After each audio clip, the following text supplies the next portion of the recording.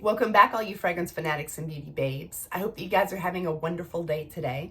And if you're new here, hi, my name is Jamie and I love to talk about perfumes. And in today's video, we're gonna be talking about the perfumes that I bought this year that I just really love, that I am so glad I ended up purchasing.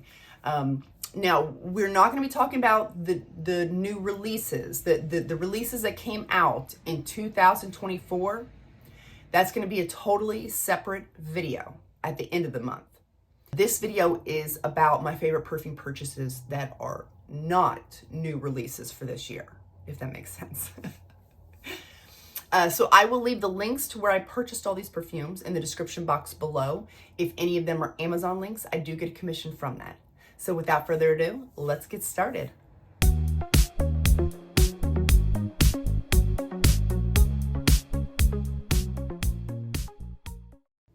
I was checking my YouTube analytics today and I discovered that 50% of you, which means there's a 50% chance I'm talking to you right now, 50% of you are not subscribed to my channel. So if you wouldn't mind, please, taking like 2 seconds just to click the button there. It really helps my channel grow. And if you don't want to, that's cool. No hard feelings. But just know that you know that I know now. I know. I'm watching you. Okay, so let's get started with these perfumes. I have these perfumes in different categories, and we're gonna start off with the most expensive perfumes that I purchased this year that I absolutely love. I'm so happy about. And remember, keep in mind that these are not the new releases. We're gonna do that towards the end of the month. So the first one was the Leisure in Paradise. This cost me, it was right at $200. This is probably the most expensive, but absolutely love this perfume so much. This one for me was all about the papaya, this creamy, sweet melon. Now I do get some coconut and some pineapple in this. The whole vibe is very tropical, summertime, love it. But the papaya was what really set this over the edge for me. And I was like, I need a full bottle of this. And so I picked it up this year and I'm so glad I did. However, I will say, out of every perfume I have in my collection, this is one of the worst atomizers.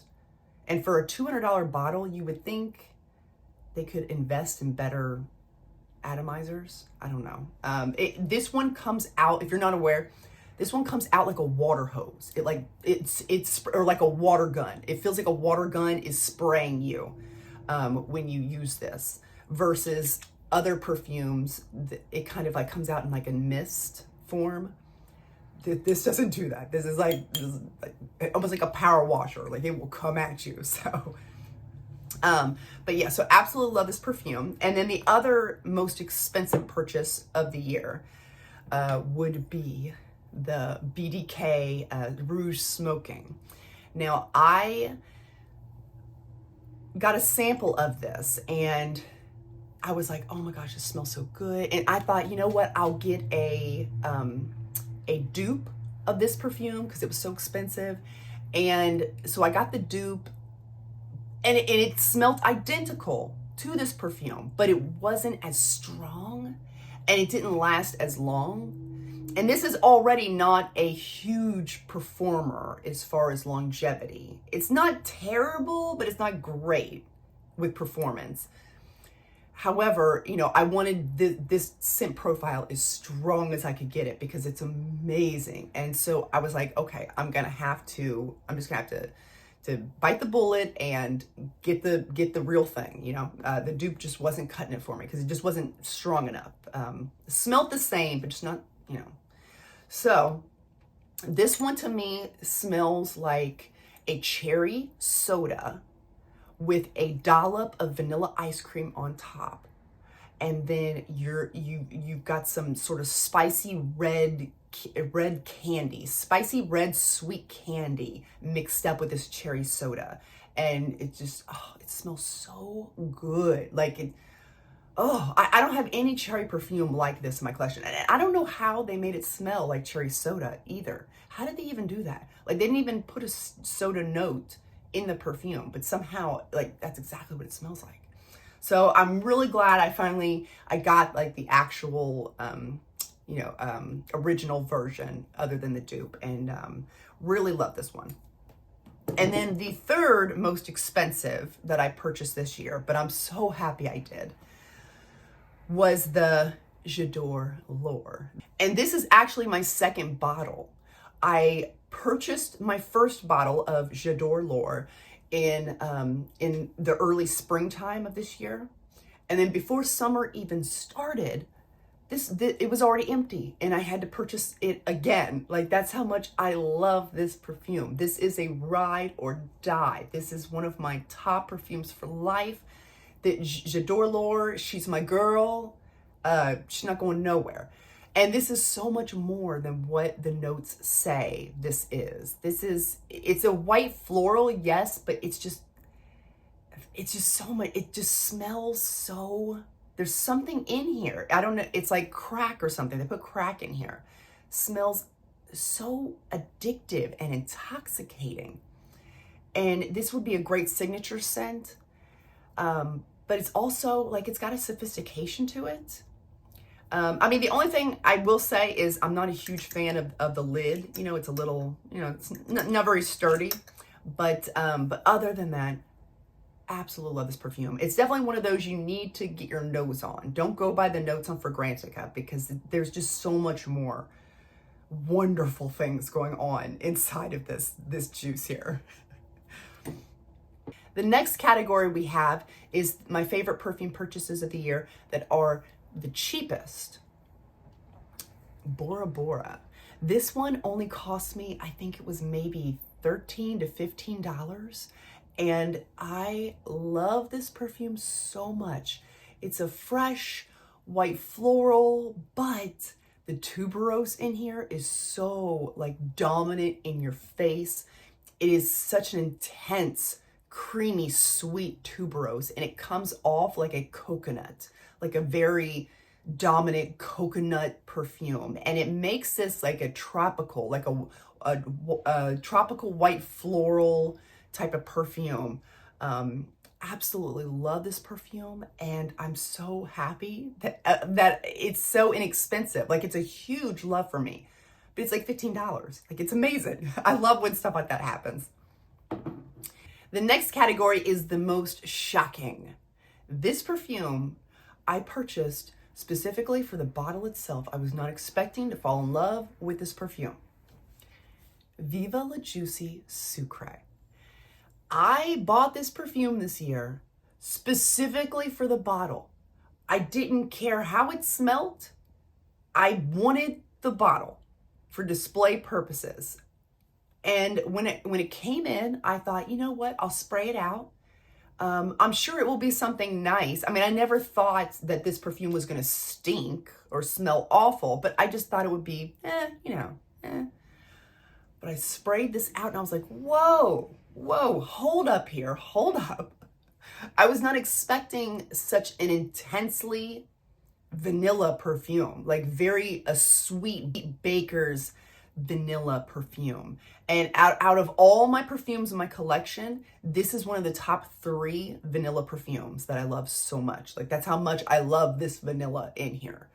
And it kind of gives off this like creamy vanilla cupcake. And there's some almond in here as well, and just absolutely love this perfume. So I'm so happy, because not only do I get to enjoy one of my favorite bottles, I love this bottle, but I get to enjoy the scent inside. That's like an extra bonus. Like, I love this perfume. The next category we have is the best perfume purchases of 2024 that you all made me buy. And first up, we have the Roberto Cavalli. This one is amazing. I'm so glad I listened to you guys. Not only is it inexpensive, I think it was like $28, $30, but this is an amazing amber vanilla. It's very, very similar to Donna Born Aroma Intense as far as the deep, rich amber vanilla goes, but the Donna Born Aroma Intense is more jasmine forward. This one is more orange blossom forward, and just really love this one. And the other one was Very Sexy Oasis. I had some different comments in the comment section saying, like, you know, if you're a fan of tuberose, you really need to pick up Very Sexy Oasis. I wasn't familiar with it. Earlier this year, I wasn't familiar with it, so I thought, okay, yeah, I'll give it a shot. Absolutely loved it. Already went through one bottle. This is my second bottle this year, and I have a third one as a backup because I love this perfume so much. Very creamy, sweet coconut type of tuberose, very summertime vibes. I just love this. But unfortunately, I will say I'm pretty positive it's discontinued now. So if you can get your hands on this, I would. It's amazing, but I don't know. I'm gonna, if there's a link to somewhere where you can purchase it, I'll put it down below. I don't know. We'll see if there's any left. And then the next category are some Middle Eastern perfumes that I purchased this year. And again, these aren't new releases of this year. This is just perfumes that have been around for a couple of years, but I just purchased them this year. And these are my favorite Middle Eastern ones that I purchased this year. The Kamra Kawa. Now, I had to actually look this up because I was like, wait a second, isn't this a new release? But it's not. This was a 2023 release. But I picked it up in 2024. But I could have sworn it was a new release. Did you all think the same thing? But anyway, this one I love way more than the original. I wasn't sure when I first picked it up how I felt about it, like versus the original, but now I can say with full certainty, I love this one more. It's not as spicy, and it's just a creamy, it does have spices in it, but it's just not as spicy. It's a creamy, spicy fruit cake mixed with a little bit of a creamy coffee, like in the background. Just a really light coffee note, not anything too like heavy or dominant. This coffee note kind of just sits in the back, and perfect for fall and winter time. Love this perfume. And then the other one I purchased this year that I love, that really shocked me, was the Rificat. This one here, as soon as I smelt it, you can probably go back and watch some of my older videos. As soon as I smelt this, I was like, whoa, this is a naughty girl. This is a naughty girl right here. She's not messing around. She's a dominant, wearing a leather jacket.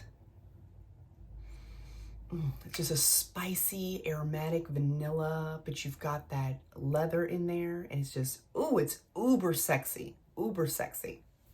And then the next category we have is the most unique. Out of everything in my collection, I don't have anything like this. And it is the Bombshell Seduction. You know, I know that this has been out for a while, but I finally picked it up this year, and I'm so glad I did. It's so interesting, and it's hard to describe because it's this white floral perfume, but there's this sage in there that gives it this aromatic quality. The tuberose in there is sweet and creamy and coming off like almost like a bubble gum. So it kind of smells like this sweet mint gum. Aromatic white floral. It's so bizarre. Like, I don't have anything to even compare this to that I've ever smelt. It's really unique. And because of that, I definitely wouldn't say it's a safe blind buy, but you know, if you're inside of Victoria's Secret sometime, give this one a sniff. I just love this perfume, and I think it's really unique. It shocked me. And the next category we have is the bottle that I purchased this year that is the fanciest thing that I purchased this year. And it's not the most expensive, but you'll see what I'm talking about. Like, look at this thing. This Lalique perfume I purchased. The not Blanche Bed, oh my gosh, Plume Blanche 1901 by Lalique. It comes in this, like, look at this. It comes in this container here. You have to push a button for it to open up. I mean, this is so fancy. This is the most fancy bottle, display thing I have ever seen. Like, I don't have anything like that. And it's like this velvet inside. So, like, I mean, look at that. It's crazy. So you really want to impress somebody this year? For Christmas, buy them this. They will think you spent hundreds of dollars, because that's what this alone looks like. It's $100. You could use this as a jewelry box. But actually, I found, like, I think I paid like $118-ish for this. $118, $120 something. I don't know. But I just recently found it on Joma Shop. They have it for like $80 something on Joma Shop. So if you've ever wanted to try that perfume out, like, now is the time. I've never seen it for that low of a price. It retails for $300. So that is a huge, huge drop in price. And I think it's stunning. Like, the packaging is gonna impress people. And the bottle itself is beautiful. But the scent inside smells just as good. It's very inoffensive. I feel like this would be a pretty good crowd pleaser. It basically smells like sweet honey roasted almonds. That's what I'm getting from this. And it's just really nice. But yeah, you really want to impress somebody. Like, my goodness, like, this is so, the bottle, or the packaging and the bottle, like, all of it is just crazy how like, stunning this looks for $80 something. I mean, are you kidding me? So. And the next category is the best body spray I have purchased this year. And that has to go to Terry Flower by Soli Notes. This one, you guys. Okay, so it is super moisturizing. Like, this is not like, it doesn't have any alcohol in it. I'm pretty sure it's like it's cruelty-free, PETA approved. It doesn't have any alcohol in it, so it's not going to irritate your skin.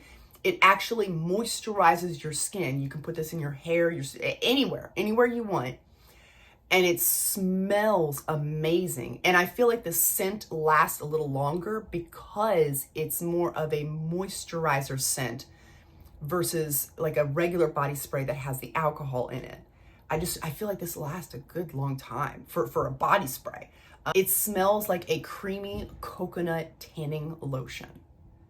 So in the summertime, I can spray myself down with this and moisturize my skin up and make myself smell like a coconut tanning lotion. And then I can go in here and I can pick really just about any of my summer perfumes, and it will go over top of this. And I really love this one. This is my favorite body spray purchase of the year, for sure. So those are all of my favorite perfume purchases of the year of 2024 that are not new releases. Like I said, I'm going to be doing that video at the end of the month where I go over all of my 2024 perfumes and I'll be ranking them all, and I'm really excited. I've got a long list here we're going to be going over. So I hope you guys enjoyed this video. Thank you so much for watching, and remember to seize the day and overspray. Bye guys.